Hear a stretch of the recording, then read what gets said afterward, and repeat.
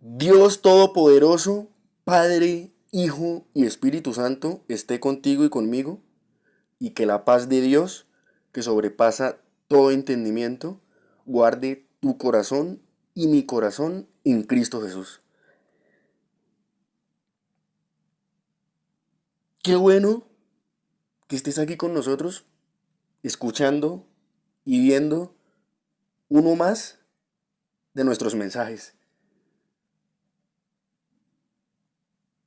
Yo soy Jorge García, evangelista, por la gracia de Dios y de nuestro Señor Jesucristo. Es así que te invito a que te suscribas a este canal y actives la campanita de notificaciones, porque es como puedes obtener acceso a todos nuestros programas.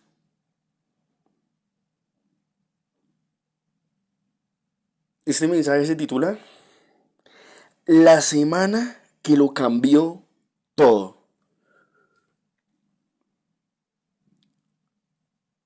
La semana que lo cambió todo.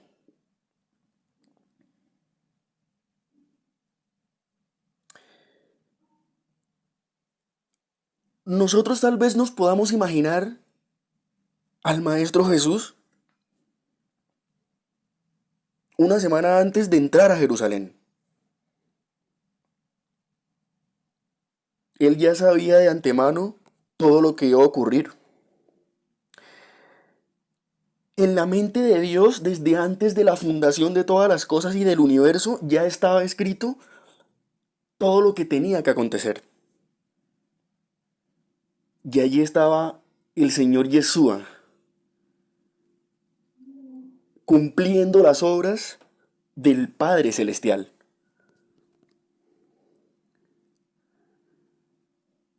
Pero tal vez resulte difícil para nosotros entender y comprender el gran misterio de la salvación y de la redención de nosotros mismos.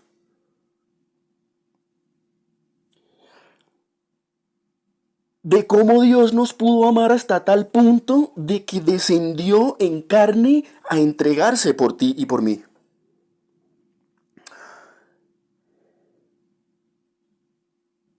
Y ese es el punto de todo el plan de la salvación. Y allí estaba el carpintero de Nazaret, a quien muchos conocían de esa manera. Y allí estaba el obrero de Galilea, quien por 3 años había hecho maravillas, señales y prodigios portentosos frente a Jerusalén, con sus 12 discípulos, contándoles las cosas que habrían de suceder en el futuro.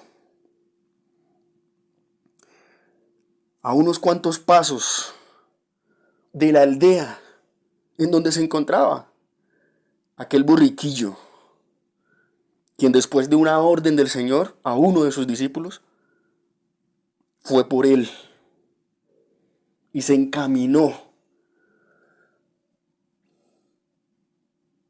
a entrar por la puerta del oriente.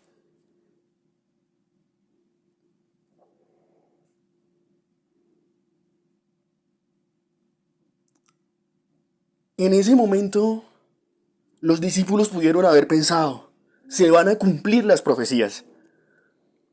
El reino de Dios ha llegado. Él es el Mesías. Y efectivamente estaban en lo cierto, pero no comprendían la esencia del plan. Y eran hebreos. Y eran judíos. Tal vez se les había olvidado que estaba escrito que el Mesías tenía que morir. Eso lo dijo Daniel, el profeta. Tal vez se les había olvidado que el Mesías tenía que padecer. Eso lo dijo Isaías, el profeta. Tal vez se les había olvidado que el Mesías tenía que derramarse por nosotros. Eso lo había dicho el mismo rey David. ¿Dónde estaba el conocimiento de las escrituras de los discípulos? Es posible que solo en ellos en ese momento había una emoción de ver que su maestro entraba triunfalmente, pero no a tomar posesión del reino que ellos esperaban, sino a cumplir exacta y perfectamente el plan del Padre. ¿Y cuál era el plan del Padre?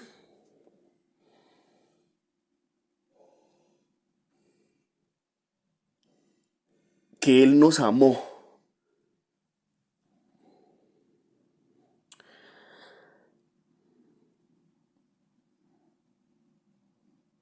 Días después de eso y de largas enseñanzas, tanto a judíos como a fariseos, y al intentar talar el corazón duro de estas gentes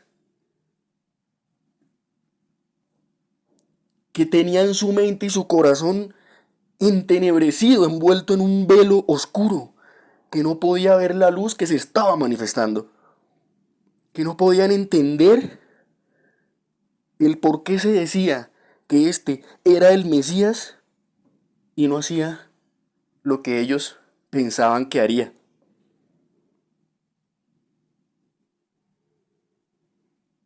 Y es que no comprendían la verdadera determinación de Dios. Pero aún así pasaron los días. Y en esa última noche se reúne con sus amigos amados, con quienes había recorrido un largo camino de 3 años por todas las aldeas y pueblos de Israel.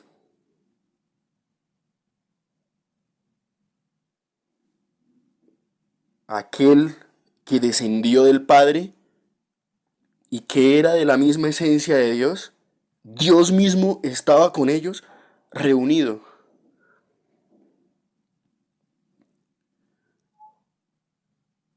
Y tal vez hasta ese punto no habían entendido el plan de salvación. Pero en esa misma noche les dice, esta copa es mi sangre y este pan es mi carne. Este pan que parto es mi cuerpo que será partido por ustedes. Esta sangre que están tomando es mi sangre. Este vino que están tomando es mi sangre que será derramada por ustedes. Pero no solamente es la representación de un pan que representa mi carne y que será partido por ustedes, y esta sangre, este vino que representa mi sangre y que será derramada por todos ustedes, es una representación de la salvación que yo voy a proveer al mundo. No solamente para ustedes, sino para el mundo entero.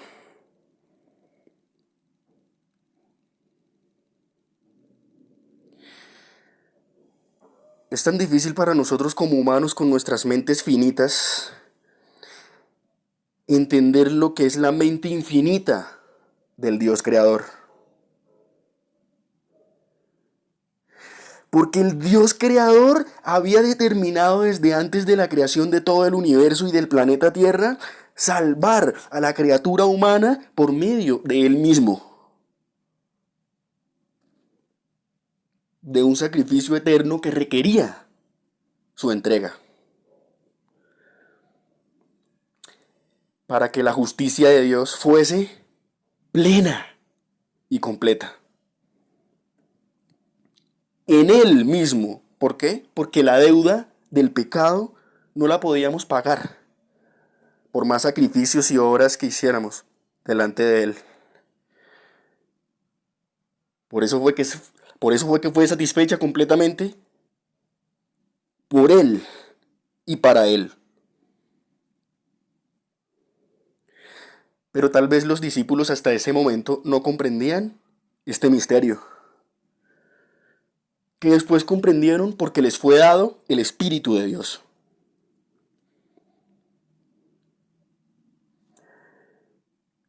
Y allí estaba hablando con sus discípulos en esa última noche, en esa cena de 12, en donde con tristeza profunda el maestro dijo, uno de ustedes me va a traicionar. El que está sentado cerca de mí, en la misma mesa, y que come de mi plato, me va a entregar. Todos confundidos, no sabían quién era, pero el que era ya sabía que él era.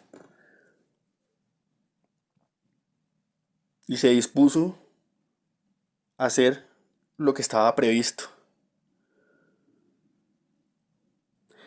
Pero, pero luego de eso salieron hacia el monte de los olivos y en el monte de los olivos está el huerto de Getsemaní, en donde comúnmente Yeshua iba a orar con ellos.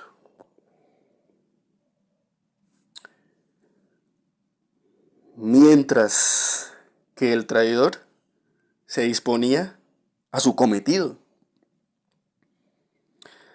Los enemigos del Señor no lo soportaban. Los enemigos del Señor no lo querían, no lo amaban y no lo deseaban. Querían su muerte y usaron a Judas como ese instrumento. Pero Judas se había dejado utilizar por fuerzas oscuras para esa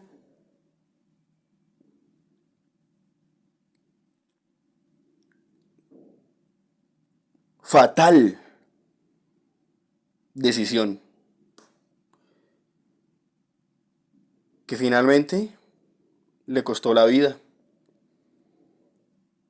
¿Hubiera podido Judas vivir? Probablemente. Pero ya él estaba destinado a perecer, porque se ahorcó. Y luego que se ahorcó, cayó desde ese precipicio y se abrió todo. Él había nacido para perderse, así como aquel anticristo y bestia que se manifestará en el futuro, nacerá también para perderse. De ambos, eso era el destino. Y ese era el propósito para el cual Dios los creó. Destinados y nacidos para perderse. Ya estaba en el plan de Dios. Pero luego de eso van a este monte, a este jardín, y encuentran soledad y oscuridad. En medio de la luz oraba y pedía a su padre que lo librara de esa hora, que apartara de él esa copa.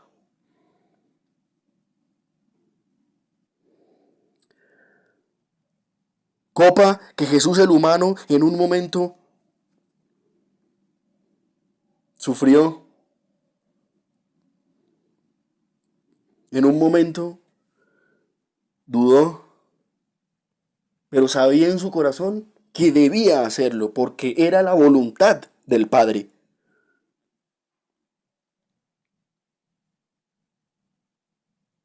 Aunque nuestra carne nunca pueda, el Espíritu de Dios siempre puede. Y se debía cumplir su palabra. Y fue así como instantes después el maestro encuentra dormidos a sus discípulos. Pero es evidente que el espíritu está dispuesto, pero la carne es débil. Lo acabé de decir anteriormente. Luego de esto, llega Judas con este ejército de soldados del templo y de soldados romanos. Soldados del templo y soldados romanos, porque Roma y los religiosos habían pactado para detener esta supuesta rebelión,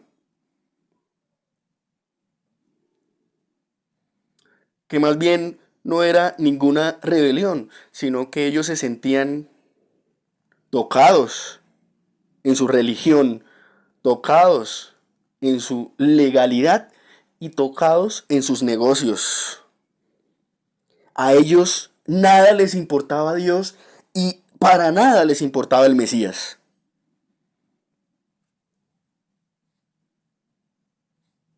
Y el traidor besa al maestro en la mejilla. Judas, con un beso, traicionas a Dios encarnado. Judas, con un beso, traicionas a Dios encarnado. Más te valiera no haber nacido. Así pues estos soldados toman a Jesús, pero Pedro, muy defensor como siempre de Jesús, saca su cuchillo y corta la oreja de Malco. Pero ya sabemos nosotros cómo era Pedro. Bastante reactivo. Bastante reactivo a toda situación.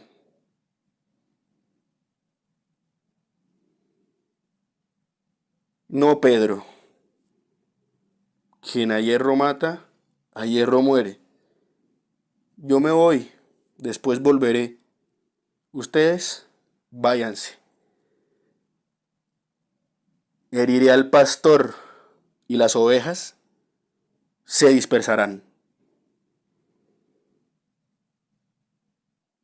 Pero está de más yo contarles lo que pasó en casa de Anás y Caifás. El Señor, como rey de la verdad, tenía que decir la verdad. Yo soy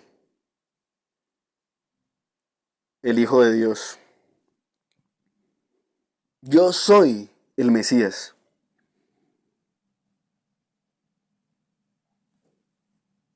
Y aún más les dijo que desde ahora verán al Hijo del Hombre sentado a la diestra del poder de Dios y venir en las nubes del cielo. ¿Eso era mentira? Eso era verdad. Esa era la absoluta verdad. Esa era la perfecta verdad. Pero a esos religiosos no les importaba la verdad. Solo les importaban sus negocios, su religión y su legalismo. El ser humano había caído profundamente y había caído a lo más bajo. Pero para eso vino Cristo, para deshacer las obras del enemigo. ¿Acaso él no sabía que esto le había de acontecer? Sí, lo sabía, por eso fue confiadamente a la cruz, aceptando el propósito del Padre.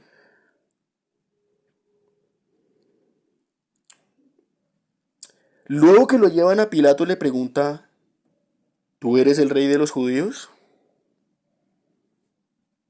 ¿Por qué me preguntas esto? Le responde el maestro. Pero, no sé, le responde Pilatos. Tu pueblo me entregó, te entregó a mí. ¿Qué mal hiciste? Aunque Pilato sabía que él no había hecho ningún mal. Todo era entrega por envidia, por rabia, por celos, por rencor. ¿Acaso yo soy judío? ¿Yo qué conocimiento puedo saber de tu pueblo, de tu gente, de tus leyes, de tu Dios?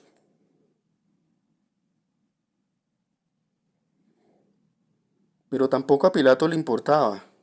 Él era un político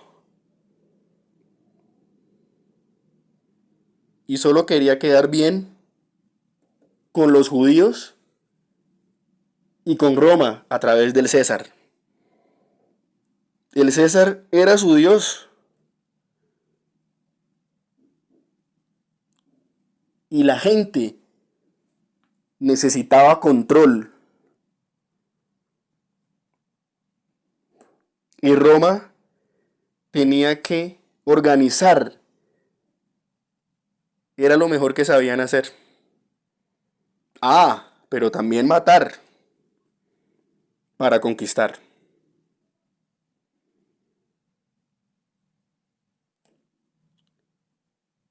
El Señor fue a la cruz tranquilamente.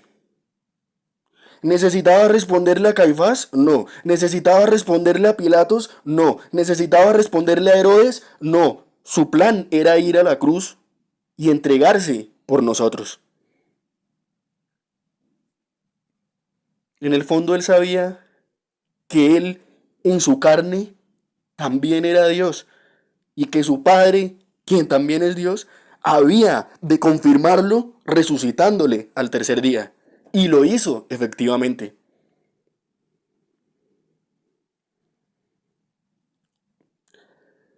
El testimonio más maravilloso del Hijo de Dios es su sufrimiento por nosotros. Cada azote que recibió el cuerpo del Mesías es por nosotros. Cada flagelamiento que recibió el cuerpo de Cristo es por ti y por mí. Cada bofetada y golpetazo que recibió Jesús por los romanos era por nosotros. Cada espina de esa corona estaba pensando en ti y en mí. Cada caída durante el transcurso, desde la fortaleza hasta el monte Gólgota, la resistía, caía, pero se levantaba. ¿Por qué? Porque pensaba en ti y en mí. Y cada martillazo, con sus clavos en sus manos, dolían en la carne, pero lo fortalecían porque él ya sabía su recompensa.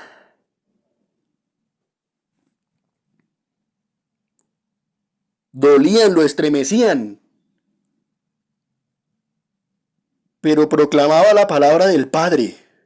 Perdónalos, porque no saben lo que hacen. Cada injuria y cada burla refortalecía su espíritu, el cual luego entregó al Padre.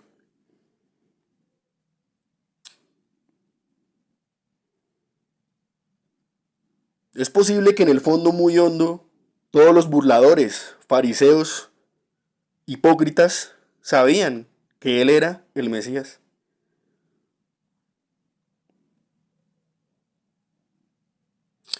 Pero por la condición humana y pecaminosa no lo podían reconocer.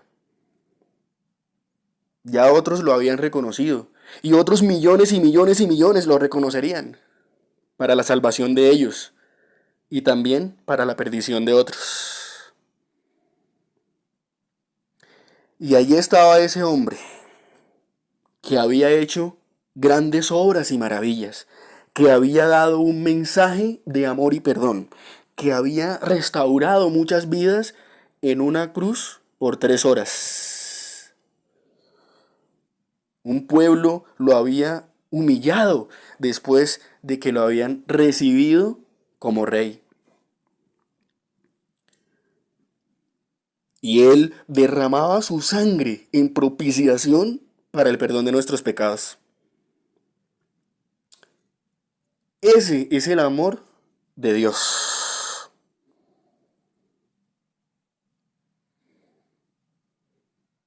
Hoy es el momento para que recibas al Hijo. Su palabra es muy clara El que tiene al Hijo tiene la vida.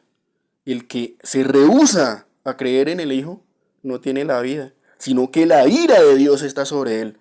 Así que no continúes creyendo que Dios te sigue amando por la eternidad y tú aún sigues en lo tuyo, rechazándolo y rechazando su sacrificio. Porque no está el amor de Dios sobre ti, sino que la ira de Dios está sobre ti.